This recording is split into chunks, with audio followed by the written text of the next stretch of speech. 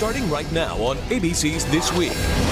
Terror attacks in Canada and New York. Brand new details on the investigations and why this morning federal officials are so worried about more lone wolves.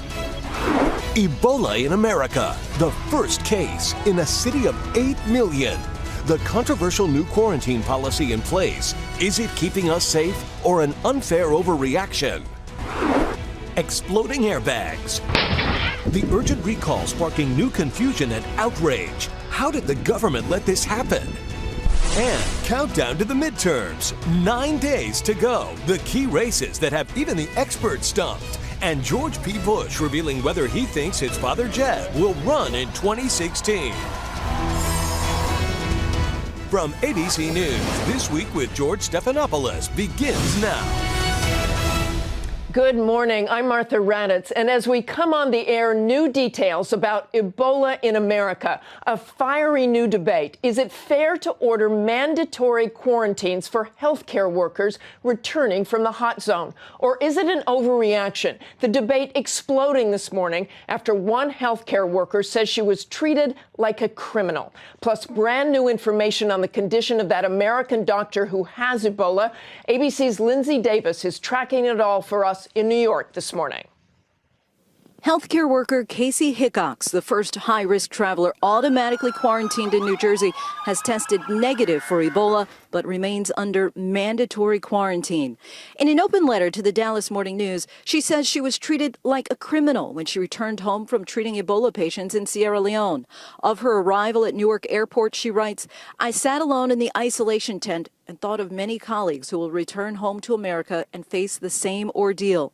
She says she was held for 6 hours, grilled by officials, and given only a granola bar and water, detained even after her temperature was taken at a healthy 98 degrees. On Saturday, New Jersey Governor Chris Christie responded. "I'm sorry if in any way she was inconvenienced, but the inconvenience that could occur from having folks who are symptomatic and ill out amongst the public is a much, much greater concern of mine." Late Saturday, Florida joined Illinois, New York, and New Jersey, all now imposing their own mandatory 21-day quarantine, far stricter than the federal requirements for high-risk travelers entering the U.S. Ashoka Mukpo, the freelance journalist who recovered from the virus, says the quarantine policy threatens those on the front lines of the fight against Ebola. So to do anything that makes it more difficult for those people to go is not the right thing to do right now. Hickox is one of 4 people in the New York area now quarantined by state order. Another, Morgan Dixon, seen here returning late last night to the Harlem apartment she shares with fiancé and Ebola patient Dr. Craig Spencer, who's still hospitalized. Hickox's attorney tells ABC News they believe the state's quarantine policy infringes on her liberty interest, and they're preparing to challenge it. Martha. Thanks, Lindsay. Joining us now, Dr. Anthony Fauci, director of the National Institute of Allergy and Infectious Diseases. Dr. Fauci, I want to go straight to the issue with this nurse. She was kept in a tent. She writes in this editorial, I am scared. I am scared about how health workers will be treated. No one seemed to be in charge. No one would tell me what was going on and what would happen to me. Is this how people are being trained to deal with people? Well, first of all, 2 principles. 1, we need to protect the American public. But 2, we need to make the decisions based on scientific data. And we know that people who are without symptoms are not a threat to transmitting it. You don't get Ebola unless you come into direct contact with body fluid. So there are things that we've got to be careful. Which Governor Christie even said she was symptomatic and ill. She wasn't symptomatic and ill. And the point is, the scientific evidence is what needs to drive us. You appreciate the fears of the American people, but you don't want to have a policy that would have negative unintended consequences. So how did this happen? How did this healthcare worker come in and be treated like that? I cannot explain that, Martha. I can just tell you that what we want to do is to make sure, first, protect the American public, but do so based on scientific data. And we keep repeating over and over again, the scientific data tells us that people who are without symptoms, with whom you don't come into contact with body fluids, are not a threat. They will not get infected. What's your reaction to this mandatory quarantine then in New York and New Jersey?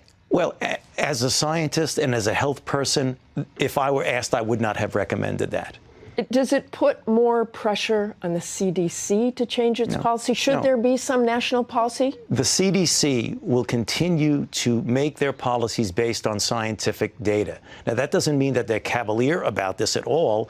There are different levels of risk to a healthcare worker, and that there are different levels of monitoring. If you put everyone in one basket, even people who are clearly no threat, then we have the problem of the disincentive of people that we need. Let's not forget, the best way to stop this epidemic is to and protect America is to stop it in Africa. And you can really help stopping it in Africa if we have our people, our heroes, the healthcare workers, go there and help us to protect America. We can't lose sight of that. Well, let's go back to this week. And we saw Nina Pham released. We saw her hugging the president, clearly to send a message. Right. But at the same time this week on Friday, Deborah Berger, a co-president of National Nurses United, testified that the new CDC guidelines were still unclear, especially the protective equipment. She said the lack of mandates and shifting guidelines and reliance on voluntary compliance has left caregivers vulnerable to infection.